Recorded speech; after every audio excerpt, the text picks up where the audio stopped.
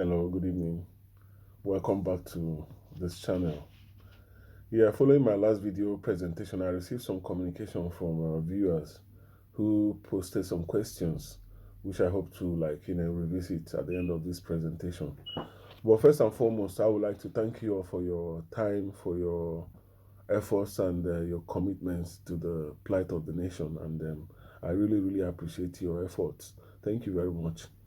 So today I would start by saying that the recent political movement and rallies going on in the country, is quite impressive, and it came across to me as if Nigerians are attaining good political maturity, which is only possible when a country has actually experienced their government and, proffer some reaction to whatever they are getting. So I think the recent clamor for political change in the country is a good positive sign of political maturity. Next, I'm gonna mention the advantages of death penalty as an instrument against crime and corruption, especially in Nigeria. First, it provides the strongest deterrent, to crime. Secondly, it will rebuild and strengthen our systems and help inculcate strong moral values and principles into our children and our young and our youth. Thirdly, it will strengthen our economy and provide lasting stability to national growth and development. Fourthly, it will entrust the protection of our resources to the laws of the land and not to individuals who are susceptible to limited lifespan or to political parties with corrupt agendas, something like what we've been seeing over the decades. And again, it's going to provide us with good public officers that we can trust. When someone comes out for public office, you know that they are here now to serve. And because the death penalty is there to check everyone and to ensure that everyone keeps away from the resources of the nation. Also, it will protect our resources for the rebuilding of the nation. Our refineries, dilapidated structures, and even importantly, it's integration. Integration has been used by political parties, and the politicians to instigate hatred between one tribe and the other. But the truth of the matter is that no befitting progress is being experienced in all of these places all over the country. They are pretty much like the same. You have the state capital, and then you got the villages and the suburbs. Very, very drastic state of living going on.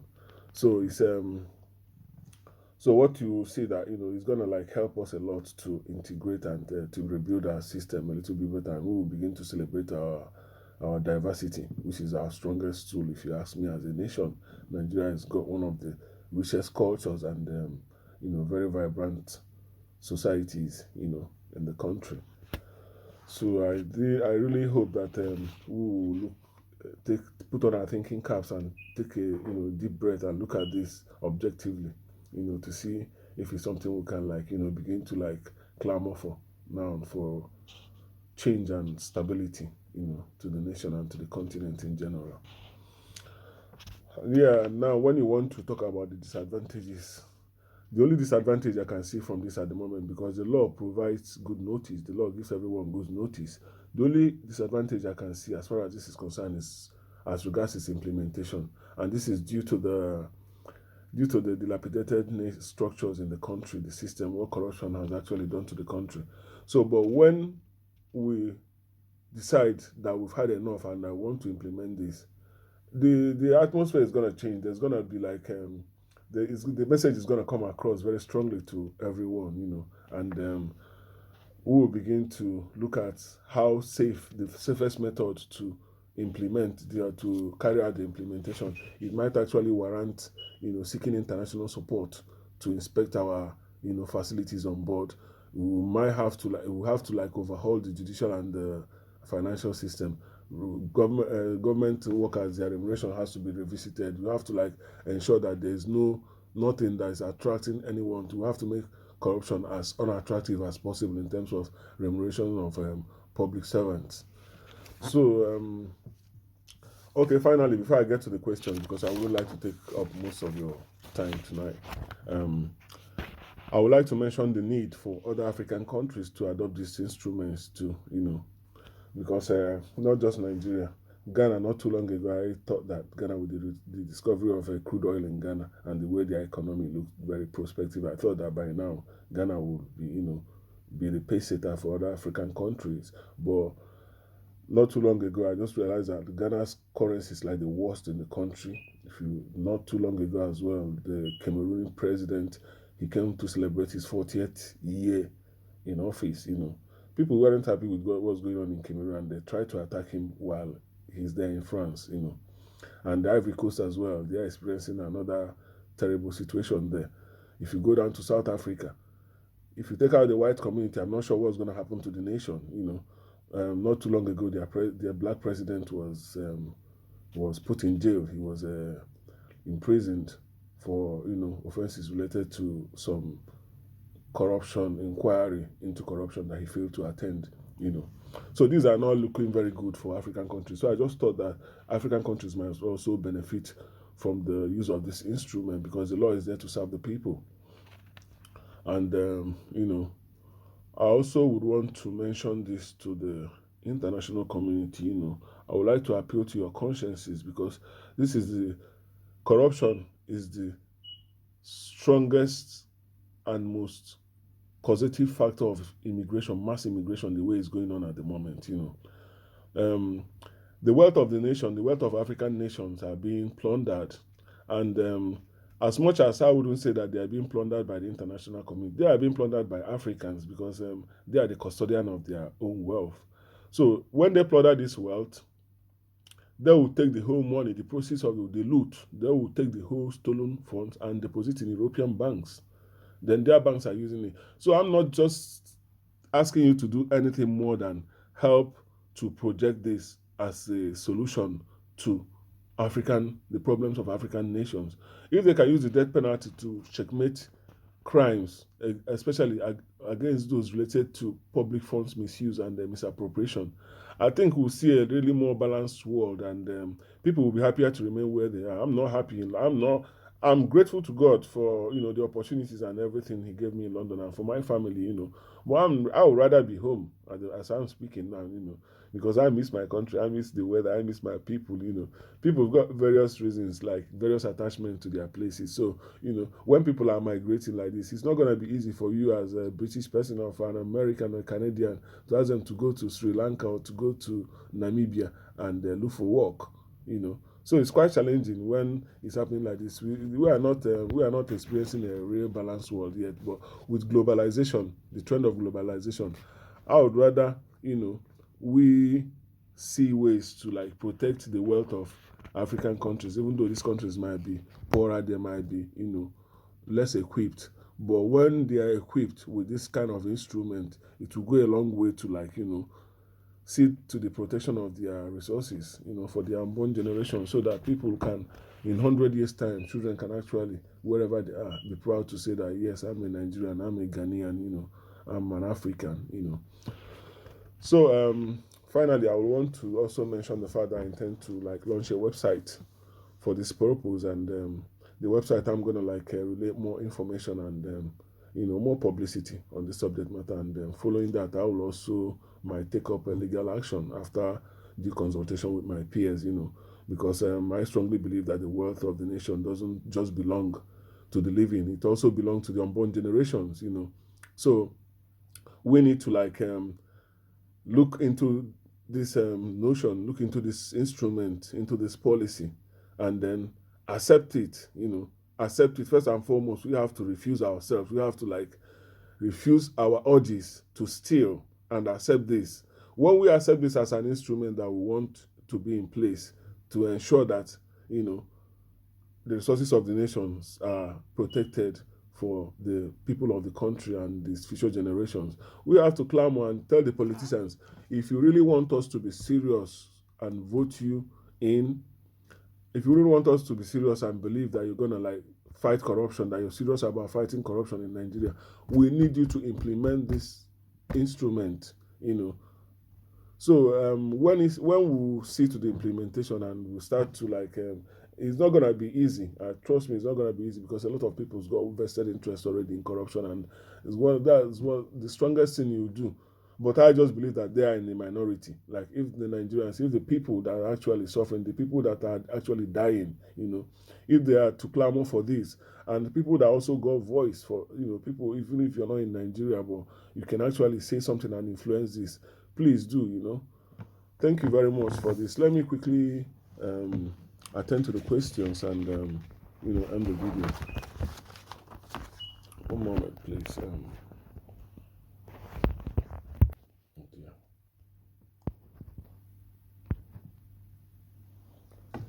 Yeah, the first question says there is a global campaign to abolish the death penalty to help protect human rights.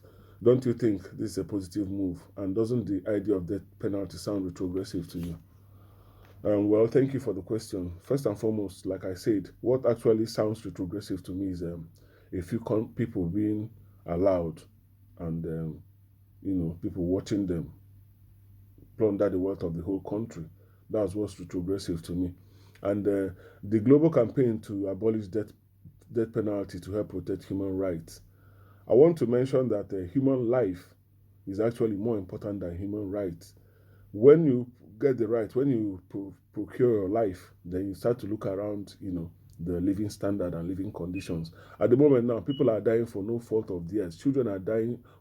If you go to use the social media, go to YouTube, type state of Nigerian hospitals, and you see what people who could have barely managed. There are people who can't even afford to get to the hospital at all. They treat themselves at home and they use the street chemist, to get their treatment. People can't afford to get to the hospital, but when you see the state of the hospital, you begin to see where I'm coming from. That the issue of death penalty in Nigeria is to help also to save human lives, as well. And if I may ask, would you say that a country like United States or China or Japan, would you refer to them as retrogressive countries? Probably not, I suppose, because these countries, they actually adopt the death penalty. And I want to clarify that a country, before they adopt the death penalty, they would have actually done a crime victim impact analysis of the crime in question. And when they see the impact of the crime on the fabrics of their society, and also they begin to contemplate the struggle their law enforcement agencies are having, to administer justice, to take care of the crime. That's when they start to think about death penalty. When prison sentences doesn't serve as enough deterrence, and people can be able to manipulate their way out of prisons after a while. So this is why I just thought that death penalty is gonna be it's not retrogressive. It's actually progressive to the extent of saving lives of people and procuring the wealth of the nation. I've looked at the advantages, and I just thought that corruption has destroyed the fabrics of the society, of Nigerian society. Our children are no longer interested in anything of strong moral values. They are into kidnapping, armed robbery, get rich quick schemes, which are not really good for any moral, evaluation, estimation. So thank you. I hope that attempts your question. Then the second question says, have you bothered to check the implementation of death penalty in Nigeria given the way the system works? Well, to be honest, I have not checked, but what I've checked actually is the impacts of corruption in Nigeria all through, the different departments, how they are faring. And also, what I've not also checked is that at the moment, I'm not in support of death penalty in Nigeria. Actually, it's just the impact of crime on lives and resources. That's why what prompted me to think in this direction. I'm not in support of death penalty in Nigeria. Not just alone the defective system, but the morality of consciously executing a defenseless person, for a crime they probably committed in a moment of in a heat of passion. So I'm just looking at that, and when I stand now to consider that could be arguable. I know I've got a lot of arguments against me if I should come up and say that, but something else I'm also thinking is about implementation in Nigeria because of the way our infrastructures are, the state they are in, at. So I just thought that this is not going to be good for us to. It's not something I'm going to recommend for Nigeria, but I'm recommending this simply because of the impact it's having on the people, So thank you for the question. I hope I've managed to answer your question. And something again is during the implementation of this death penalty, as I'm suggesting, there will be an overhaul of the entire system. The whole judicial system, will have to be over. The financial system as well will have to be upgraded so that funds could easily be traced through digitalized and digitalized means. We are living in a technotronic world now, man. So everything is being digitalized, and we'll find a way to develop a database of our own. When there's good stability in the country. So the third question says, why are you not considering life jail sentences for such crimes, given the susceptibility of Nigeria to commit these crimes? Well, you're right about Nigerians being susceptible to commit these crimes. But life jail term, when it gets to implementation, there will be need for thresholds, I believe. I'm sure there will be need for thresholds, to regulate something like revenues, money is coming into the country's coffers. You keep away from those. That is where the death penalty instrument will be at its stiffest. But when it comes to disbursements like contracts being executed, monies given out, expenditures, when you are indicted for a very low amount of money, you are still subject to life imprisonment and then a hefty penalty option, hefty fine option. If you're indicted for, a good example is if you're indicted for 100,000 naira, you will be fined for 10 to 20 million naira, and then regardless of how long you're gonna be in jail for life. So regardless of however long it takes you to clear off the fine, that's how long you're gonna be in jail for. So that would be a very strong message. If you want to see how strong the message is, look at the severity of the punishment. That's what it will be like. So I don't want to try to dilute this notion with that there's a possibility of there will be no possibility, no option, but those where there are possibility, you see how stiff it is. So just to underline the emphasis, that Nigerians are ready to protect their resources now. And then when you talk about Nigerians being susceptible to crime, just the truth of the matter is that not every Nigerian, sometimes we make generalized sweeping statements. Nigerians are susceptible to crime. This is a borrowed culture. Nigerians are law-abiding citizens. The way we integrate wherever we go as a nation, we go all over the world. When we get there, we are not lawbreakers. We are law-abiding citizens. We are citizens of different parts of the world.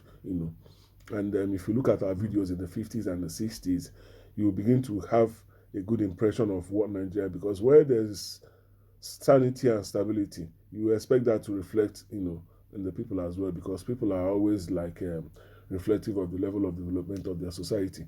So what you're seeing now is actually what corruption has actually done to the Nigerian people. So thank you for that. Anyway, the fourth question says, you introduce yourself as a lawyer. What step do you advise Nigerians to take in this regard? Well, thank you again for the question. Yeah, you're right. I'm a member of the Nigerian Bar Association. I studied law in the University of Jos, Nigeria, and I attended my law school in Buhari, Abuja. And I also attended Oxford Brookes University in England. So what I'm saying is that this is a legal instrument. The law is there to protect everybody.